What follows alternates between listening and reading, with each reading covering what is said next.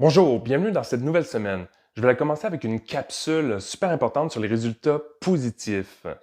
Donc, versus se concentrer sur le négatif ou quand on reçoit des informations de douleur, d'inconfort dans des exercices ou qu'on sent des petites douleurs qui apparaissent un peu, c'est en fait un signal que votre corps vous envoie comme un messager. Maintenant, qu'est-ce qu'on fait avec ça?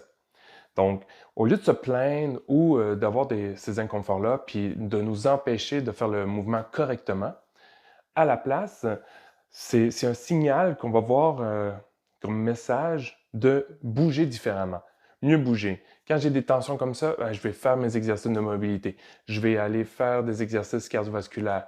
Je vais bouger. Je vais faire des étirements. Je vais faire ma réadaptation. Ou je vais simplement changer de position ou adapter l'exercice. Donc, on sait comment adapter un exercice pour que ça soit plus facile, plus difficile. Donc, on veut y aller vers la facilité, mais ça va travailler toujours de la même manière, c'est-à-dire se concentrer sur le reste des muscles pour que tout maintienne en place. Donc, c'est important de bien canaliser cette énergie-là pour que ça soit positif pour vous et pour les autres aussi. Par exemple, si je me plains tout le temps que j'ai des douleurs, des tensions, etc., ce que ça envoie, c'est que votre subconscient envoie l'information comme OK, je vais toujours avoir ces idées négatives-là et je vais moins faire l'exercice. Ça va me démotiver. Ça va simplement faire comme à chaque fois que je bouge, j'ai mal. Donc, à un moment donné, ça va finir par faire n'importe quoi que je fais, je vais avoir mal. Et si vous le dites en plus à voix haute, vous allez déranger toutes les autres qui étaient motivées, concentrées dans leurs choses. Et en même temps, ça va faire que les autres vont être démotivés aussi. Et l'esprit de groupe va se faire sentir de moins en moins tonifié, moins concentré, moins ensemble. Donc, essayez au pire de vous motiver ou de motiver les autres pour dire Hey, c'est difficile, hein, mais regarde, on lâche pas, puis je modifie un peu les exercices, mais tu n'as pas besoin de le mentionner que tu modifies les exercices, tu le fais pour toi. Ou si tu n'es pas sûr de comment le faire, oui, on peut le mentionner, mais essaie de le faire par toi-même, puis essayer de voir comme, OK, il y a des façons plus faciles de bouger, puis tu vas avoir autant de fun, même si tu modifies un petit peu les choses. Ça va affecter les entraînements, effectivement, de façon positive si tu y vas avec ce mindset-là, donc cette façon de réfléchir. Et de toute façon, vous savez un peu les solutions. Vous savez comment faire de la balle, utiliser la balle, des étirements. Et en plus, vous avez accès à un kinésiologue spécialisé là-dedans, en réadaptation, en mobilité. Donc, vous pouvez m'utiliser en privé à l'extérieur des cours de groupe, à l'extérieur de l'entreprise. Donc, vous pouvez m'utiliser pour faire un programme de réadaptation, faire un traitement en naturopo.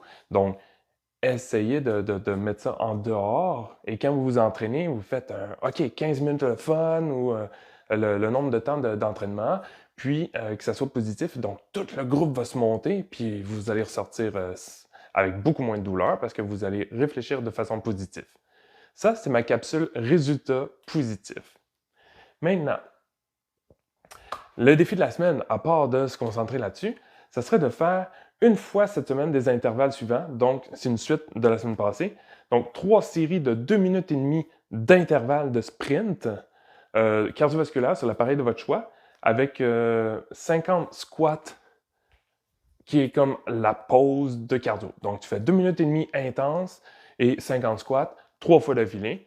Puis, tu peux le faire en dehors de tes séances d'entraînement. Maintenant, la capsule d'aujourd'hui, c'est le maximum de répétitions en 1 minute. Donc, vous allez prendre un chronomètre, puis partir à chaque minute, faire 1 minute de skating sliding lunge.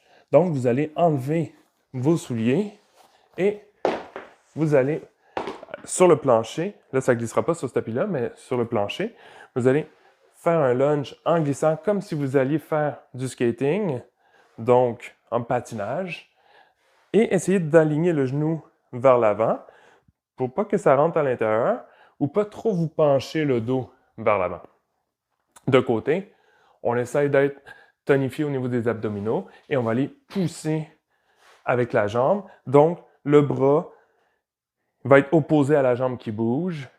Donc, vous allez venir ici, tac, tac. Donc, super intense pendant 1 minute. Ensuite, 1 minute de planche sur les mains avec des jumping jacks. Donc, saute, reviens, saute, reviens, saute, reviens.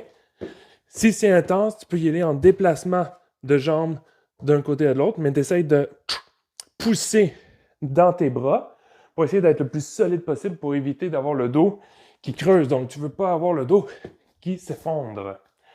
Et ensuite, bend face pull avec l'élastique rouge ou noir. Je vais le montrer ici.